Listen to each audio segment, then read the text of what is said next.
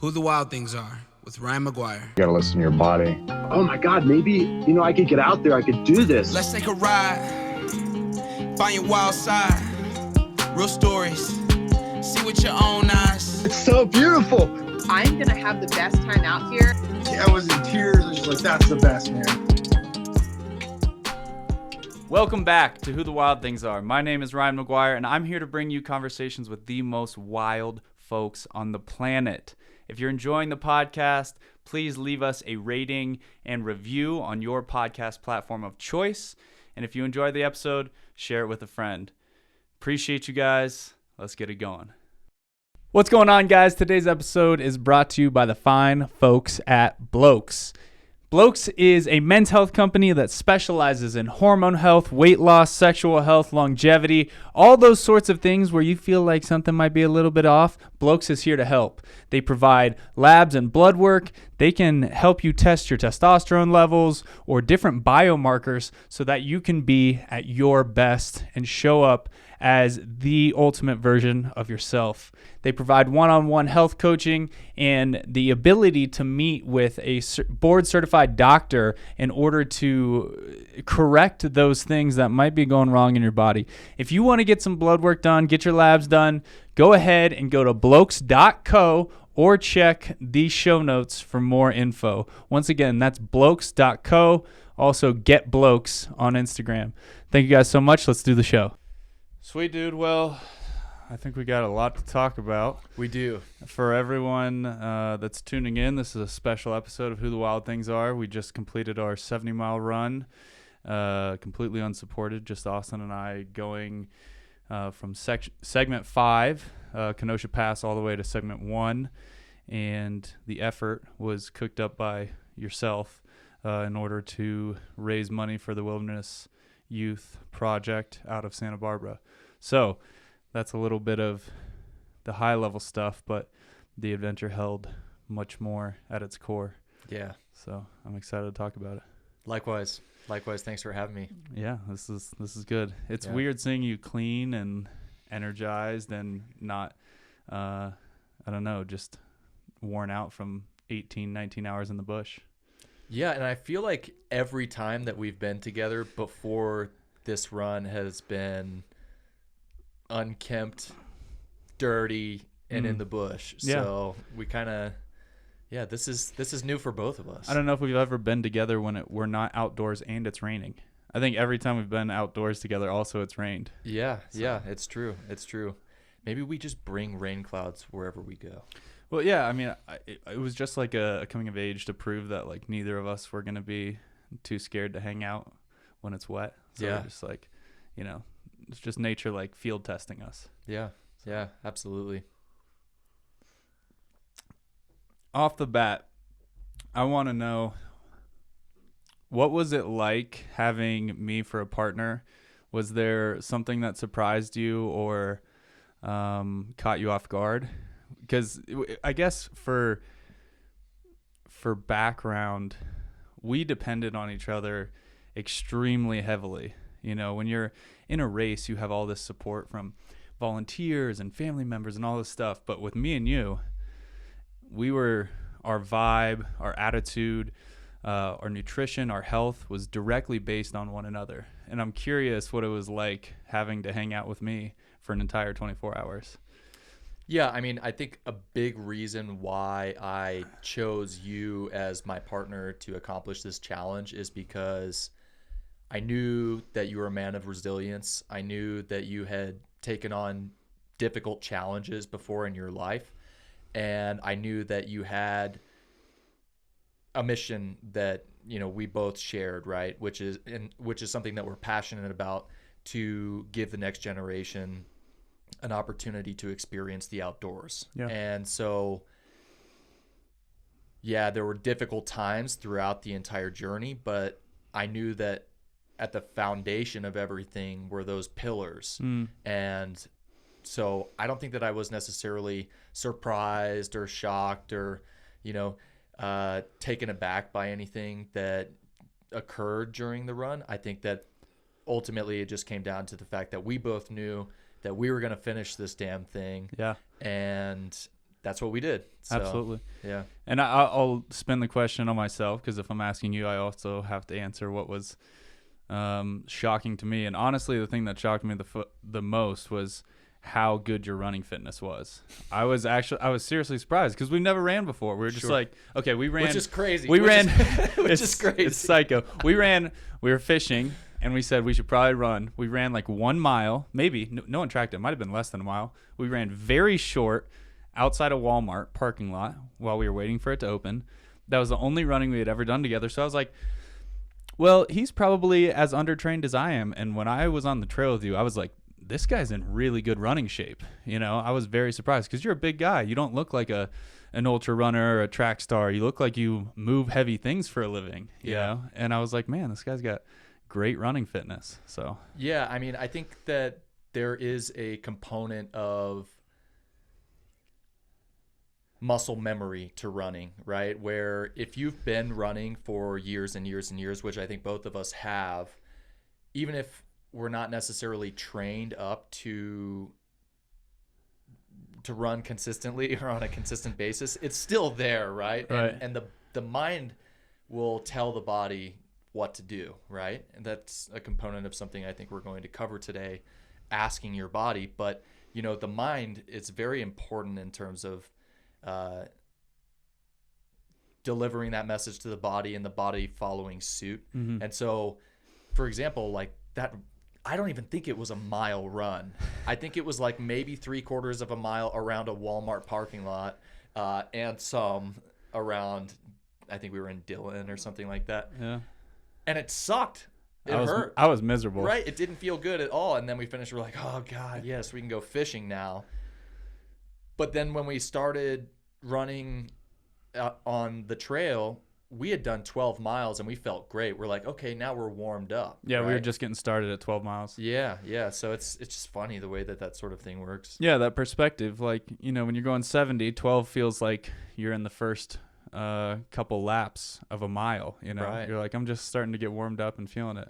But if you're only going a mile, then you might, maybe it's, I don't know what it was, but I think it comes down to mindset, why that first run was just so miserable. Yeah, I mean, the other part of it, you know, you could attribute to outside forces. Like when we were running that mile, there was no reason. Walmart just wasn't open yet. right. But for this, there was something bigger than us. So it's like we get done with that first 12 and we're like, okay, we have, you know, 50, 60 more miles, but we're doing this for a great cause. We have all these people behind us. You know, there's a little bit of external motivation. Well, those cold mornings, it's just you out there kind of embracing the suck. Yeah, exactly. There's a destination in mind, but there's also tons of beautiful shit around us. I mean, Yeah. you know, I think there's something to be said for running with distraction, right? Not music, but visual distraction to be able to make the time go faster. When you're staring at the ass end of a Walmart, it's not necessarily, you know, the most appealing thing. But if you're looking out on the western slope of Colorado, or, you know, some other breathtaking place, it just makes it a little bit easier. It's true. It's Yeah. true. Yeah. And we saw a ton of wildlife. We saw bighorn sheep. We saw elk, which we thought was a target, because I don't know. It's hard to say. Were we getting loopy at that point, or was that just a weird? I guess the story is we see this giant elk and we're like, oh, it's just not moving, and we're just running. The trail is running straight at it, Right. And it just is not moving, and its head is tucked away back and kind of to the left. It's broadside to us, but its head is tucked back to the left. It turns out it was probably licking or helping its baby feed. It had a tiny little, are elks foals? It had a tiny calf? baby, or Fawn? calf, Yeah. calf. It had a tiny calf that was 2 or 3 days old. I mean, just dropped, and the neck was kind of craned away. But it was also to that point where it was starting to get a little bit dark, and your eyes start to play tricks on you. So we're both like, oh, it's not a real elk, and we're just running straight at this thing, and then it cranes its neck up, and we're like, oh, that's a giant elk. It was giant. That is an elk. Yeah. It was crazy. Yeah, but it looked headless, right? Right. And so that's why my mind went straight to target, right? Because sometimes you see targets and the top section has been knocked off or fallen off due to weather or whatever, but this was a giant cow. Yeah. I mean, when it turned and finally ran off with its calf in tow, it was a big elk. We also saw, what else? We saw a fox. Mm-hmm. We saw a bat in the middle of the trail. Yeah, in the when middle we of the were really night. starting to get a little loopy there, yeah. And then countless deer. I've got one. Yeah. We saw the freshest mountain lion shit I've ever seen in my life. It was a smaller mountain lion shit, but it was like it was so fresh that I don't know if I was imagining the steam or it might have actually been steaming. It was steaming. And yeah. you go, and this is right when I hit like a really bad section. End of section 4, beginning of section 5. I was going through it, and we were finishing up section 4. We had like a mile and a half left, and we see this shit, and you go, let's get out of here. That is a fresh shit. And I'm like, yeah, it is. Let's get out of here. And then you, having a lot more in the tank, just booked it. And I'm like, oh shit, where'd Austin go? I'm like, I can't keep up with him right now. And so now I'm just like walking through the dark, like hoping I don't get mauled by this mountain lion that clearly, I mean, within the last 5 minutes had just shit where I was standing. So There was also another... Pull this guy close. Yeah, there was also another occurrence like just maybe 10, 15 minutes after that where I think it must have been a helicopter, right? But it was flying over and flying pretty close to us, and you're like, oh, that might be a UFO. And my mind's already not being very friendly to me. And so I'm like, yeah, let's not stick around to find out. And the whole time I'm thinking to myself, like, oh man, like I definitely don't want to get probed after running 60 miles. So again, I book it and take off. That's right. And then I'm like, oh man, I should probably like hang back. And like, it was just that constant, like, you know, especially after it got dark, where I think I had to kick my own mind into overdrive, as I'm sure you did, where it was like, just one foot in front of the other, and there are all of these things that could potentially distract or unravel this sense of mental fortitude, and the only thing that matters is moving one step forward. It could be fast, it could be slow, but it's just that next step, continuing to move, right? And not be distracted other than by, you know, things that are going to actively propel you forward, right? Because like we were looking at deer, and that was helpful to me to distract my pain from my legs, right? And it was like, oh, there's more deer. Let's go see in this next draw if there are more deer. Yeah. Right? And section 2, there was always more deer. Exactly. There's just deer everywhere. Exactly. On that point, one thing that's crazy is, so I had a similar thing in the Rio Grande where I was like, okay, I got to that one step in front of the other mindset, and I did really well, and I was alone. But this challenge kind of brought something else on there, which is you have to be willing to be told to shut up. Yeah. And so my point hit first where you were like asking me questions, you were trying to be helpful, and I was like, Austin, I don't want to talk. I was like, I just got to go one foot in front of the other. And then the morning came, and I was like talking to you about this or that, and you're like, dude, I don't want to talk, one foot in front of the other. And I'm like, get it. You know, you don't have to deal with that when you're doing an ultra. You can just put headphones in or just, you know, put your head down and bust out on your own. But when you are literally going step for step with another human being, you have to also understand where their head is at, which is a whole nother dynamic. Yeah, it's a blessing and a curse, right? Because when you're by yourself, like you said, you can just easily commit to that agenda, right? And that rests on you entirely, right? Whereas with another person, you're tied to their outcome, right? You're tied to their mental well-being, but that's also a blessing in that you have a support system and you can work through things with somebody else that you can't do when you're by yourself in a solo ultra. And I think that's a reason why there are a lot of DNFs, you know, did not finish, because sometimes it can be too great, right? And I think we had talked about this at some point in the run that we did, but you know, this I guess you would call it a parable of the Easter Islanders, right? Where this group on this island, they deforested the entire island and pretty much couldn't get off. And they didn't collaborate with each other, right? And collaboration among human beings is what leads to great progress and illumination of understanding. And I think that was like the primary focus of this run for me, and that we really did have to rely on each other. I Absolutely. mean, that night you had some real lows, right? But I had some real lows not even 12 miles into the run, when I had that real tenderness in my foot just from, rolling a rock the wrong way. Yeah. Right. And so I think that runs like these are much more empowering in the grand scheme of things, because humans and their ability to work together is really what sets us apart from all other species. For sure. Yeah. There's a lot of moments that stick out as moments where I owe you a massive thank you. One of them, which goes exactly with what you're saying, was I started to get this headache. And this is when my body was in really good shape. But for whatever reason, at 4, I got this really bad headache. Some combination of altitude, salt, not enough water, or something like that. Mm-hmm.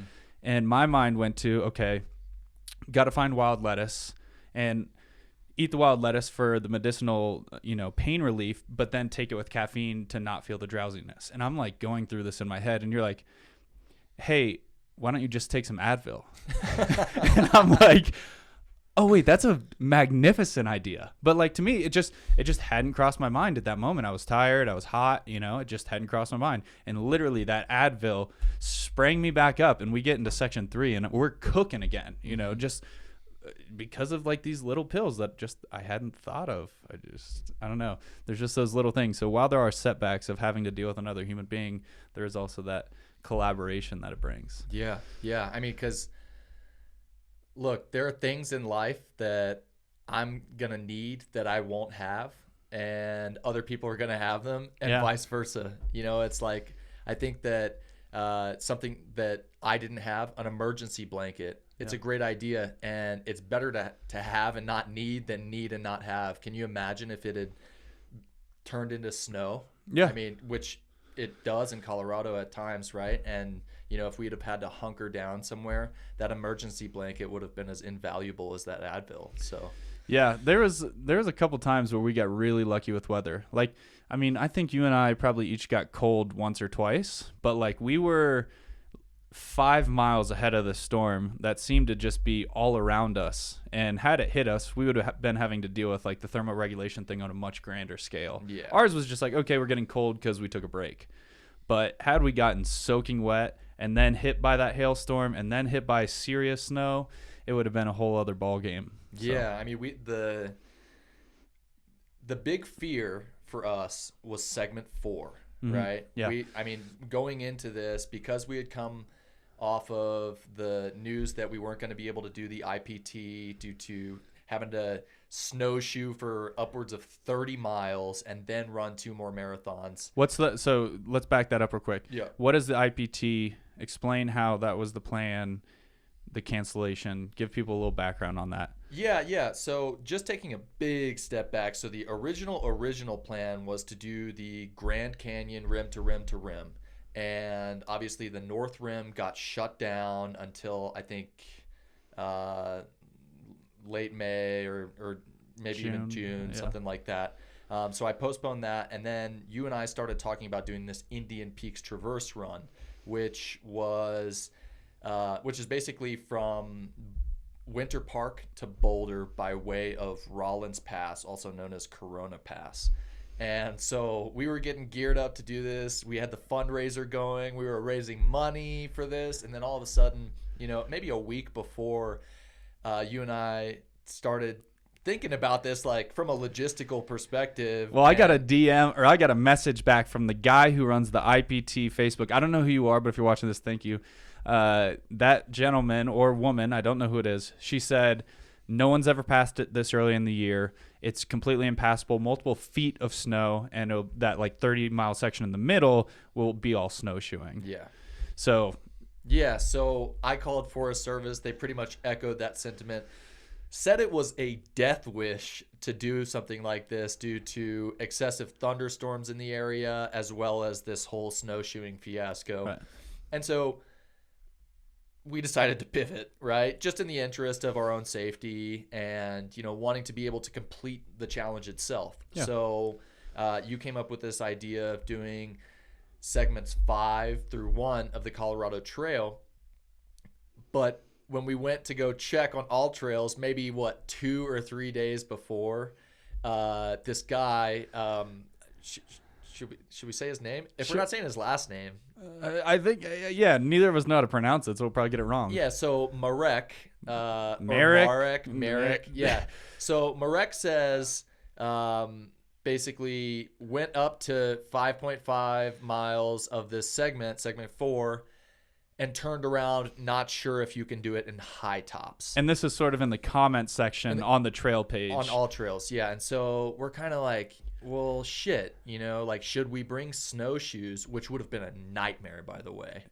Thank God. Yeah, just bringing snowshoes on the trail and having to hitch them to our back would have been a nightmare. 70 miles with snowshoes on your back, yeah. Yeah, so we were freaked out about that, right? Because another guy had sort of echoed that sentiment, and they had both turned around according to the route. Yeah, we could see their GPS. They would walk up to this point like 6-ish miles in, and then they would walk back down. Right.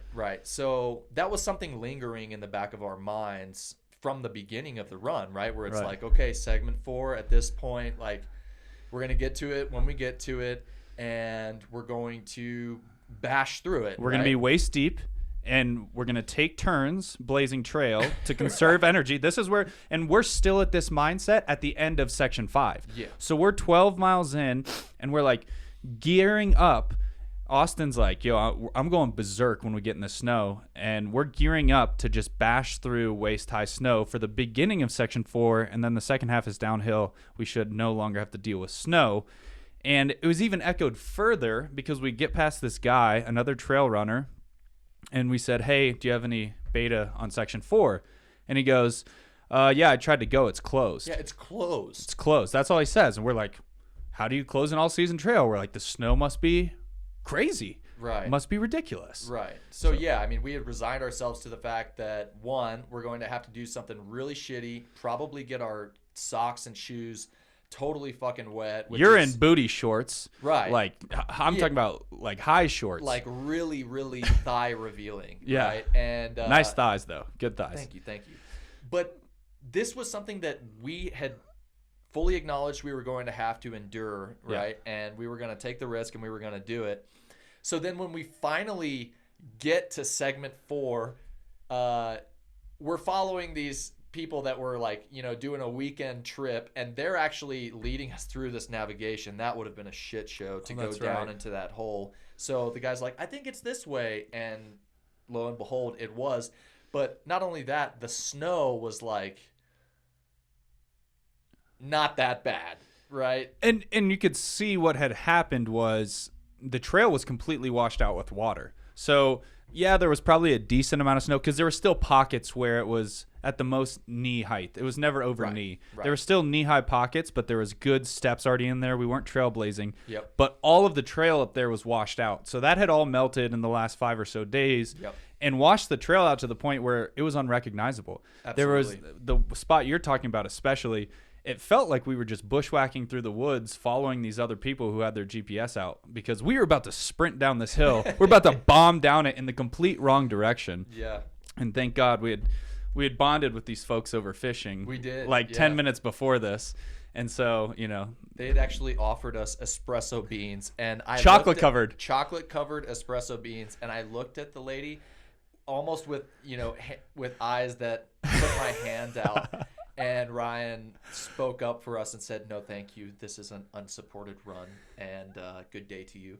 And thank you for the accountability in that trying time. Listen, I love chocolate covered espresso beans as much as the next person. But it's like, if that one thing is going to give all the keyboard warriors a reason to say, that's not unsupported. They took chocolate covered espresso beans. Yep. It's like, absolutely. Might as well just hack it without them. Yeah, I mean, there were a couple of opportunities that we had to divert from that path. I mean, I think it was like 2:30 in the morning when we finally got down to an area where there was water, and we had like rounded this, it was like a cave in a rock right when we got down to the Platte, right?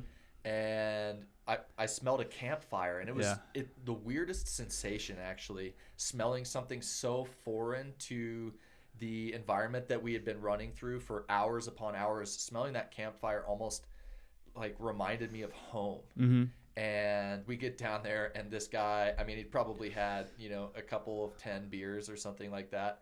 And he's like, "Hey man, you guys want some s'mores?" And it was like, no. And you were really cold at that point. So you were just like kind of shut down to human beings. You're like, "No thanks, I'm good." And you just like kind of walked away. I went and sat there and filled up water for a while. And then he comes up again, remember, and he says, "Hey, we got seats for you next to the fire if you guys want to warm up." And I'm like, that sounds like trail magic to me. Like, that's not in the spirit of an unsupported event to have somebody warm you up. It sounds like petty, but if you are committing to get through on only your own devices, at least for me, if I let somebody else take care of me and know that it was something completely outside of my control, I'm going to remember that when I was done. And I ran that knowing, and I guess unsupported technically is typically solo, but I know that we didn't use anybody else outside of the two of us to complete that mission. And I feel good about that. Absolutely. I wouldn't sleep the same way if I had taken the espresso beans or sat next to the fire and had a beer with Joe Schmo. It would have felt different. So. Yeah, absolutely. And then we continued on. And it was like many opportunities to stray from the path or become distracted or sit down or wait too long, right? But it just seemed like everything was in its right place and moving according to schedule. And I feel like on these really long runs, you kind of do have to have that mentality where it's like, okay, this is a water break, or this is a break where we sit down for food or intentionally sit by a river to laugh maniacally at nothing for 30 minutes. But once that time is up, it is right back to doing what we're doing to accomplish this mission. Yeah, you need to communicate with the group, right? What's the reason we're stopping, and how long is that stop going to be? Are we looking at navigation? Are we stopping for water? Are we doing a full get your turkey cheese sandwich out, maybe a longer 15-minute break? What kind of break are we or is it just like a fatigue break where I just got to get off my feet for a second, 30 seconds, maybe it's a minute, and then we're going to keep going. And you got to communicate that so that nobody's confused about what the mission is. Absolutely. So. Communicate that clearly and make sure that you're both on the same page in terms of like, do we really need this break right now, or can we continue forging onward? Because I mean, there were times where even myself where it's like, yes, we need this break right now. I just need to readjust my shoes and make sure that everything's good to go. And a lot of times it would be, we would set that up for kind of the end of sections, which we talked about this on the trail, but we were getting something that I was coining section fatigue or segment fatigue. Segment fatigue. Which I think a lot of people can refer to this if you've done through hiking, but you kind of have this mission in your head broken up into the segments that are predetermined, right? The segments in between trailheads. And as we would move through them, we would get into a new segment. It would be exciting. It would probably look a little different than the last segment.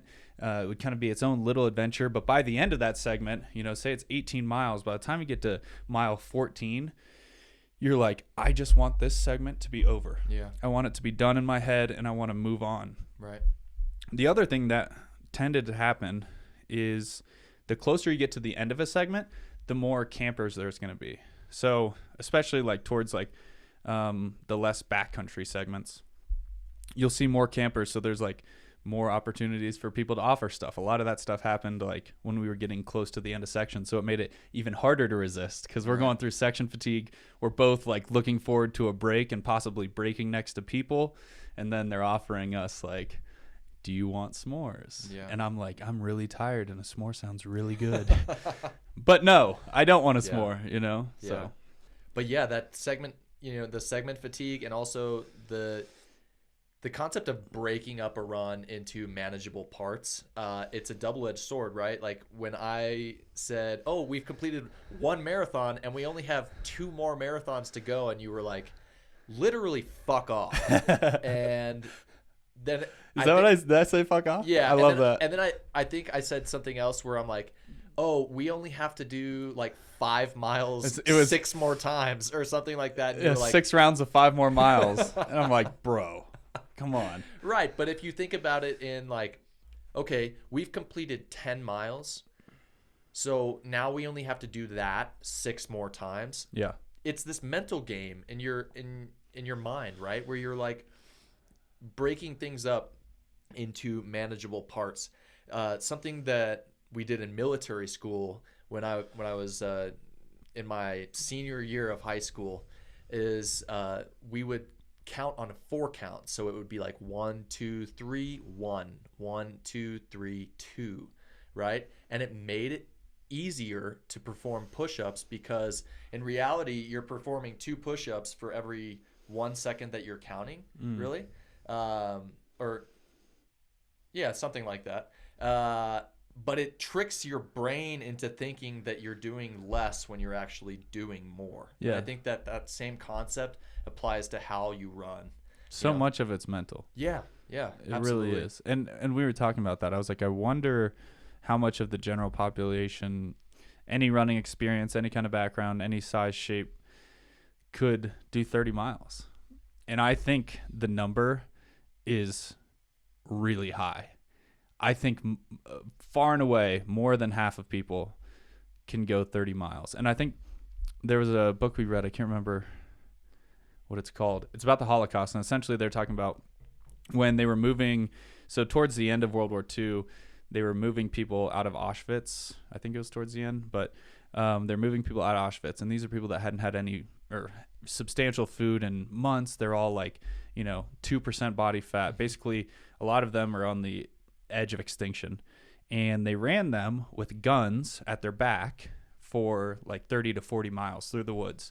And these are like as weak as living humans can become, but literally gun at your head, you can still make it 30 or 40 miles. So it just becomes that thing like, how far are you willing to push yourself? Because the physical body will continue to move.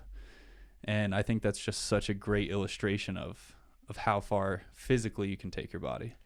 Well, this is, I think, the main takeaway from our run is asking of your body, right? This is something that you brought up, is like, if we ask of our body, it will deliver. But so many people today do not ever ask of their bodies.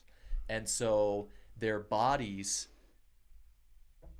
respond in kind, right? They respond by becoming complacent, becoming flabby, and just unused. And this is something that isn't. This is something that is unique to the human species, right? Because other animals and any other species in the taxonomic kingdom, they can't afford to not ask of their bodies every day, or else they will be snatched up in the jaws of another, or they will die, right? Due to the elements, due to not demanding that their body achieve optimum performance on a regular basis. Yeah. So I think you brought up that you hadn't trained for this run. You hadn't, you'd been coming off of a foot injury. You hadn't run more than 10 miles or something like that. Maybe even 5 or something like that. I think my longest run I looked was a 6-mile run. It was Mount Falcon. Yeah. So now, muscle memory might have something to do with that. I wouldn't recommend that any average person go ahead and undertake the journey that we just completed. But I think there's also something to be said for humans pushing themselves beyond this basic comfort to achieve their optimum selves, right? And to push themselves not only physically but mentally by putting themselves in uncomfortable situations that aren't going to leave them unchallenged. yeah, I think a great point on that is One of my favorite pieces of adventures like this is that it cost almost $0. We talked about I was telling you about my gear. The shorts are free. Basically everything I was wearing was free. But, just from, I found the coat in my mom's closet. I still don't know whose red Patagonia coat that is, but thank you. I've worn it in like all my ultras. I got the shorts from somebody, whatever. But the actual mission itself, like going in the woods and running 70 miles, it costs you $0. Mm-hmm. We both bought some cheap, lightweight calories, probably less on money or probably cheaper than what we would have spent on a normal day. Mm-hmm. So we actually probably saved money by doing this adventure. So people are always like, oh, like I wish I could go do this adventure or do that, but that bike's too expensive, or I don't want to pay for a rafting trip, or I don't have climbing gear. Well, you can do adventures that are actually $. You'll actually save money by doing something like this. You'll spend less money than you would have during that normal day. And that is one of the things I love about this. I totally agree with your sentiment saying, don't just go out of your comfort zone and attempt some ridiculously hard thing. Build up to it. But money is not going to be a determining factor in an adventure like this. And for someone like me, that makes a big difference. Yeah, and there's a scale to it too, right? Like, it's not wrong to spend good money on quality gear that's going to optimize your trip or level up your game. For example, in this, I did spend money on a new pack, and it was the best decision that I made for me personally. It was a sweet pack. Right? But I think that we can both agree that when it comes to challenging your status quo, getting out there in the woods, just go, right? Because there is zero barrier to entry to just go, start small, and build up from there, right? Yeah. Like, this is something that is common to travel as well, right? Like, after college, I spent 2.5 years in Thailand, a year in Australia, and about 6 months in Nepal and India. And people always ask me, wow, wasn't that really expensive to do? How did you fund your travels? And the reality of it is that there is this shroud of illusion that travel costs a ton of money. Right. I need these fancy shorts and shoes and, you name it. When in reality, the biggest step that you can take, whether it's on a big run or traveling the world, is to just go and figure it out when you get there. And you might undertake a 70-mile trip and have shitty gear that doesn't work, right? And realize, you know what, maybe I'll dial this back a little bit and turn back. But the fact that you went is much better than just sitting on the couch saying, oh, well, I don't have the right gear. Yeah. Right? Yeah. That's something we talk about often, which is people say, oh, well, isn't that dangerous going out there and running through the woods all the time? Couldn't you get hurt? I'm like, is it dangerous? Well, relatively maybe, but it sure as hell is not as dangerous as sitting on the couch. Exactly. I mean, what's killing more Americans than anything today? It's heart disease. It's things that are as a result of complacency. Metabolic diseases. Yeah, I think a lot less people are dying from getting mauled by bears in the woods or, falling thousands of feet into a ravine, which can and does happen. Absolutely. If you're not mindful. Sure. Right? Or and bad luck strikes. Or bad luck, yeah. People say that with surfing too. It's like, and I have had a close run-in with a great white shark, and nothing happened. People are like, oh my God, aren't you petrified of that shark? Maybe you could next time it'd kill you. I'm like, yeah, but the chances of that shark killing me are less than a vending machine falling on me and killing me. Less people die from shark attacks than vending machine falling on them. So it's like, we're going to go get in our cars and drive around all day. It's 10 times more dangerous than anything you're going to be doing in the woods. So just let that stuff, let your logical mind just pass through that and just put it in the back seat. And you can leave that behind you. Yeah, I mean, driving a car is 10 times more the danger with 10 times less the wonder of immersing yourself in nature. Way less upside. I think that the risk is far outweighed by the reward of what we just witnessed this weekend by just, I mean, I think that we ran 6, 7, 8 hours at a time without seeing another person. Yeah. Oh yeah. We went some long stretches in the backcountry with seeing no one, and that's part of the thing.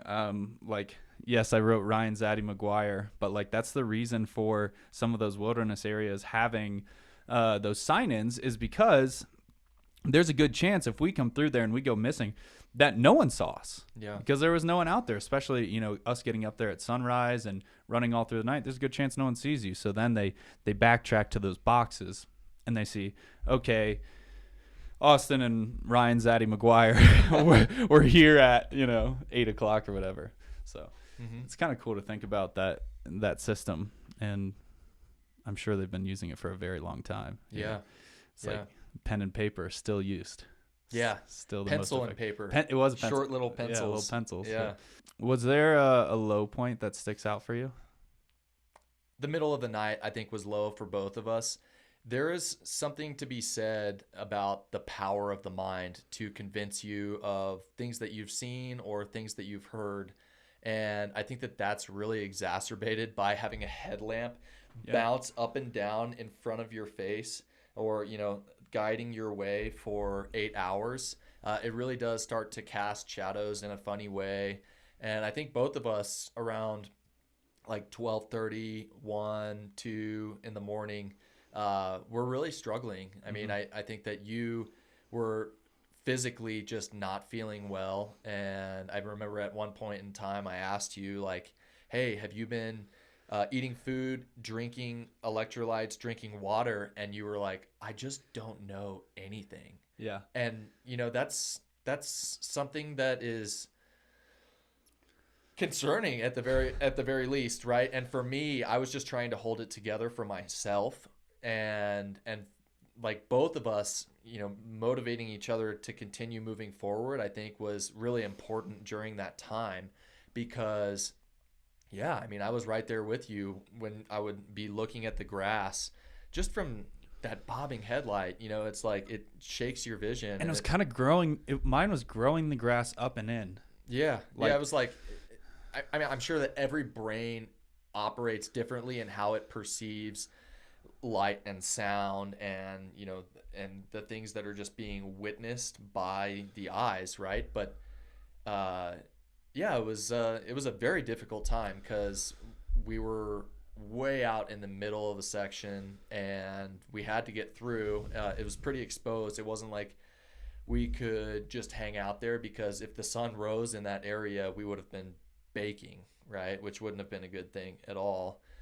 There was definitely a lot of wildlife in there, as we could tell. I mean, just chock full of deer, and we saw that mountain lion scat in there, and it just wasn't a place that we wanted to hang out. And then those switchbacks, it just seemed so repetitive in nature that it was infuriating. But it was like, we just got to keep moving, got to keep going. Yeah, there's a lot to unpack there. One thing that sticks out to me is people talk about looking for a state change, or like psychoactivity being like alcohol or drugs, but there's other ways, two of which we experimented with to have a psychoactive property on your brain, or a state change, which is lack of sleep and lack of food. Both of those things, the other one would be drugs, alcohol, and breath work, right? All of those things can literally make you hallucinate and see all these different things. And you don't think of that going into a run test. You don't think, oh, I'm going to be seeing weird things in the woods that aren't there. I was literally tiptoeing across dry ground on that trail on section 5 because I thought there was streams coming through the trail. I saw river, and as I would tiptoe across the river, I would realize that I was on a dry dirt trail. And when your mind is failing that bad and your body is also failing, then you start feeling the hopelessness. Because when your mind is sharp and the body's failing, you're like, it's all good. My mind is still here. I can power through any flesh because the soul is strong. But when your mind starts to go, you're like, okay, now what do I rely on? The body's not there. The mind's not there. What do I rely on? And it gets really exhausting people are like, oh, that sounds fun. Like everything looks like a bear. All the sticks look like snakes. That sounds like cool, exciting. But it's actually exhausting because you're like blasting up your heart rate because you keep thinking you're seeing these things. I was seeing people and faces and animals, and none of them were real. Even to the point where that next morning when we were coming down Waterton Canyon, this is the first time that's actually happened to me. It was bright outside, and I was having really serious hallucinations. I saw these two people checking out this giant rock face in Waterton Canyon, and they were kind of like looking up at it, almost like they were going to climb it, like trying to figure out where the anchors are or if they were going to trad climb it.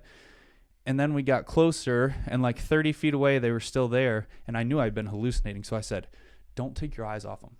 Keep walking at them and see what happens. Because when you're hallucinating, a lot of times you'll look at it, you'll look away, and you'll look back, and it's gone. This one, I was like, I'm going to stare at these people until I get there so I know they're real. And as we got closer and closer, 20 feet away, they're starting to look different. 10 feet away, it's literally a half-cut tree and a stack of just boulders next to it. There's no people. The girl with the sun hat, she didn't exist. The man that was taller next to her, not a real person. So like those things, they weigh on you after time. Yeah. It's just it's something you don't expect. Yeah. And I think in trying times where your body's failing and your mind is failing, it's so important to have an anchor, right? In terms of like some sort of mantra in your mind that you tell yourself, or some sort of like reasoning for why you're doing something that will outlast all of the mental and physical perception that you're experiencing. Because as we both know, in ultra, this too shall pass. Right. It really is so true, where if your feet are aching, if you're in pain but not injured, then likely it's going to pass as soon as something else starts hurting. Yeah. Right? It's like a lot of ultra runners, they think about the pebble in their shoe to distract themselves from the pain in their knee. And I think that it's so important to have some sort of mental anchor where even if you've lost your damn mind, you're still there and you're still in the game because you have that why that's driving you throughout. One of the mantras that I kept thinking was just stay in the fight. I don't know why that came to me, but it was like when we were, 50 miles in, I started getting that rough place. I was like, just stay in the fight. Just stay here. Even if you're not moving quickly, just keep existing in this adventure. Because there was a low point where I was like, man, I don't know what's going to happen. Because I actually it probably wouldn't even have sounded that succinct. It probably would have sounded more like, I don't know who I am or where I am. Like I was at that point where I was like, Yeah. And at the same time, I had been in pain for the first 40 miles, and I didn't admit it to you until I got to that dark place that I had been lying to you the whole time. Because you got hurt early, and I was like, well, I'm going to pretend like I'm doing great the whole time.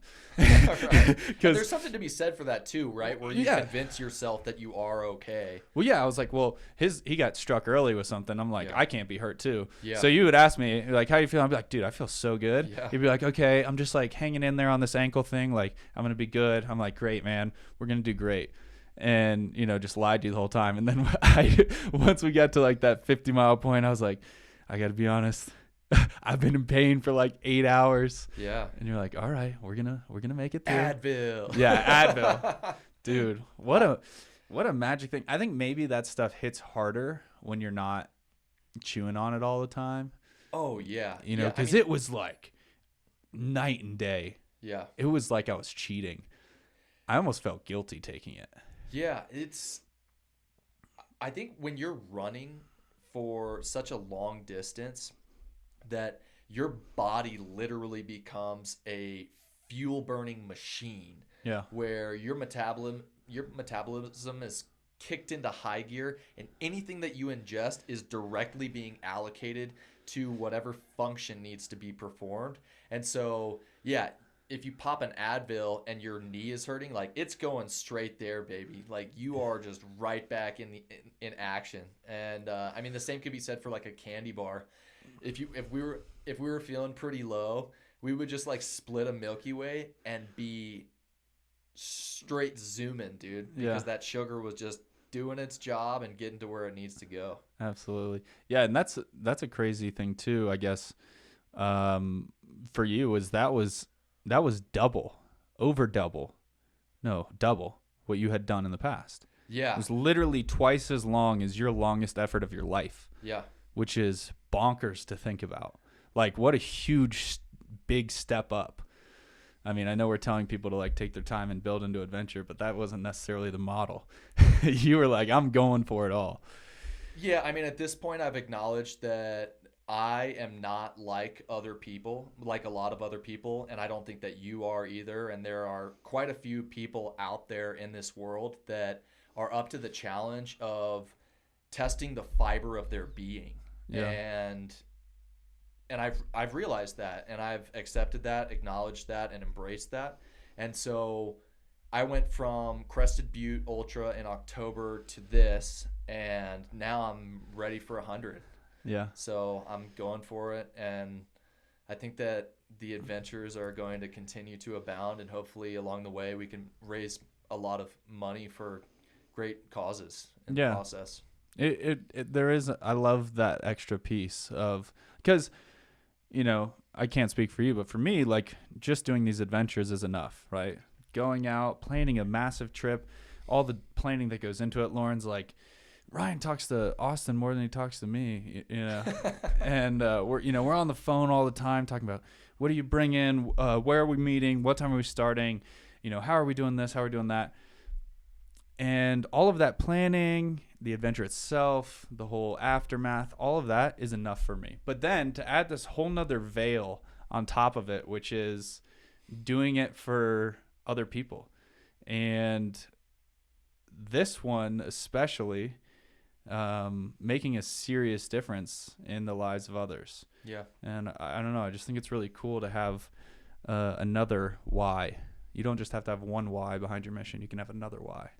Yeah, I mean, getting out and experiencing the outdoors is something really important to me. It's my life's passion. I think your life's passion as well.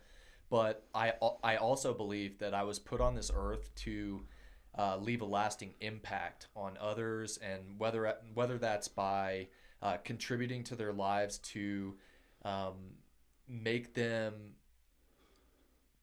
be the best versions of themselves, or giving opportunities to those that are less fortunate.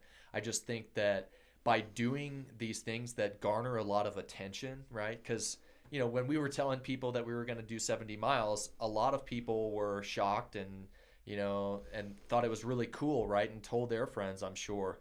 And through that process, it's really easy to draw attention to something external to ourselves, like the Wilderness Youth Project in this sense. Yeah. And we raised a fuckload of money for them, which is awesome, because it gives them the opportunity to allocate resources to those that don't have the opportunity to do that. And I think that we raised money for, like, you know, maybe like 15 kids to be able to learn about the things that we love so much. And so I think that my goal for these projects going forward is really to be able to incorporate other organizations that are doing great things, to be able to enable them to support others, because then it just becomes infectious, right? Like, through that process, we're meeting interesting people, we're getting connected. That's good for us, but it's also good for them, because, you know, they're getting money from two guys like the Wilderness Youth Project. They were shocked by this, right? Yeah. They were shocked by this initiative, totally out of the blue, you know, $5,000 from the sky, and it's going to be money put to good use, right? And like that, I think, is really rewarding in itself, in addition to the fact that we just experienced this beauty. Yeah. You know, It's an interesting thing now. I didn't. You led the not negotiations. You led the interfacing with Wilderness Youth Project. I just kind of helped spread the word. But I did one just like a month prior for the biking thing. Porter Billups. Yeah, Porter Billups. And at first, when I approached them, because it's this weird thing, it's actually not what you would expect. You approach them and tell them, hey, you know, I love what you guys are doing. I want to do this event and raise money for you. And at first, they were so shocked that they were like skeptical. They're like, wait, what? What are you doing? Like, maybe we should meet. Like, Porter Billups was just like I could tell this isn't a normal thing. Yeah. They don't have people requesting to give them money through a physical effort like this. Like, this is, it's something that we're familiar with, and you would assume that they get this kind of stuff all the time, but they don't. People don't just go out of their way to help these orgs out. These orgs that are helping kids get outside and move their bodies, a lot of their funding it's hard to come by. And so when they hear of somebody just sticking out a random olive branch, and your example, no relation to them, just simply found them online and said, I believe in this mission that they're talking about. That is what I'm passionate about. I'm going to reach out to them and tell them, hey, I'm going to raise a bunch of money for you. People at first are a little thrown off. They're like, Right. What? Who is this guy? What's he doing? It's a sad and unfortunate thing that in today's world, everybody expects that somebody else is looking for a handout. Right. When in reality, there are still a lot of good people out there that are willing to work for a good cause with the sweat of their own brow for no reward. Yeah. And I think that that's what it takes for us to continue moving forward as a species, as a progressive society where we do things simply because it's the right thing to do and because it gives other people opportunities, because there's enough to go around for everybody. And I think that this initiative that we've done for Wilderness Youth Project is commensalistic in that we got a lot of eyes on what we're doing. But at the same time, we didn't really get anything out of this other than the reward of accomplishing something really cool, right? Something that was a challenge that, we weren't sure if we were going to be able to complete it, but we did it, and now we feel good. But other than that, we didn't really get anything. But yet these kids are going to get this invaluable education about how to responsibly handle fire, how to use a knife for a purpose other than violent means, right? To be able to whittle a spoon or create kindling for a fire so that they can stay warm, or forage for mushrooms, or whatever, be able to find food. And those are things that are invaluable to us in our lives that we're able to pay forward to the next generation. And I think that that's just an intangible gift, right? Mm-hmm. That sort Absolutely. of comes back to us in this weird, not intangible way. I talked to a gentleman the other day, a big adventurer who's done a bunch of these big trips. His name is Mason Gravely, and he was talking about this difference where people have done things for good causes and taken money to support their trip, and the rest of it goes to this nonprofit. Mm-hmm. And I think it's very clear to be made that the stuff that we're doing is not that at all. Right. We are self-funding. We are paying for everything ourselves, and the money, 100% of what you donate is going to the org. Because I think people, and I understand this, I think people's take is, I don't want to pay for your adventure. I want to pay for kids to learn local flora and fauna and get outside, and for them to go on backpacking trips. I'm not paying for your adventure. And I just think, I guess I don't always make that clear, because I think it's an exception to the rule when people are doing that. I think normally people are giving all 100% to the organization. Yeah. And that's what we're doing. But I guess maybe I just wanted to make that distinction. Yeah. And I'm not trying to throw shade on anybody that gets their trip funded to be able to accomplish something great, to raise a bunch more money for something else. Maybe someday I'll be offered that opportunity. I don't have that today, and I don't need that today, and that's fine. I think the reason why we did this ultimately is for the kids, y'all. We wanted this to be an exciting adventure where we were challenging the core of our beings, right? And doing that to bring awareness to the fact that this next generation needs to develop resilience, needs to become independent, and to learn to love the land and nature, because nature is healing. Nature is a means of understanding and peace, and with all of this technology and confusion and comparison to others as a result, it's more important than ever for us to get outside and immerse ourselves in the quiet, if not the birds chirping around, you know? Yeah, I think there's always going to be people who aren't interested, and that's not their calling. And that to me is fine. Not everyone needs to be interested in the things that I'm interested or Sure. we're interested. But I really want the opportunity to be there. Yes. I really want the opportunity for these kids to go on a trip, or even just have an after school program, or even just maybe a kid getting a bicycle, whatever that little thing is. I just want kids to have the ability to pursue something that sounds interesting. And when that pertains to the outdoors, it makes me really excited. Yeah. And I mean, we talked about this on the trip. It's hard to talk about things that you're not interested in, right? It's hard to have great gusto or authentic passion for something that you're simply not passionate about. And I think that something like this is something that resonates so much with us that it just comes naturally to promote, to shout from the rooftops, right? Is this joy of getting outside. Sure, not every kid's going to want to get outside. Maybe they're like destined to be a gamer, and that's really what brings them passion and joy in life, and that's totally fine.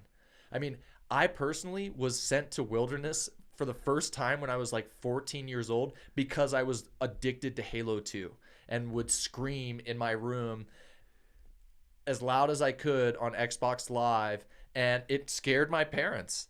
And so I found myself in the Appalachian Trail with 9 other boys, like Lord of the Flies, learning how to bow drill fires in constant downpours for 2 months. And it was the best thing that ever happened to me. But that doesn't mean that, I don't like gaming, or, some of my friends that ended up staying in that room that are now, millionaires doing that, loving gaming, that's wrong, right? But like you said, it's giving kids the opportunity to be able to see if that is their calling. And I think that that's our calling, is to be able to give kids that opportunity to make that discernment for themselves, right? Because there's nothing like coming home after 3 days reeking of campfire with a bunch of stories to tell your friends. Yeah, I love that moment. It's one of the greatest things. It's when campfire, you stop smelling like campfire to yourself. You can no longer smell it, and then you get around somebody, and they're just like, "Oh my God, what have you been doing?" And I'm like, "Well, I've been sitting around a campfire for 2 weeks, beating the bush, man, beating the bush." Well, Austin, that was a hell of an adventure, one I'll never forget, and one that will always have a special place in my heart. So I appreciate you inviting me and pulling all the strings behind this. I just had to run. You really did all the work. So thank you so much, and I'm excited to see what you tackle next. Yeah, man. Thank you so much, and I would love to tackle the Indian Peaks Traverse with you, sort of as redemption for our postponement here in a couple months. All right, let's do it, man. Awesome. All right, guys, stay wild. Mama! That was deep, dude. That's great. That was really good.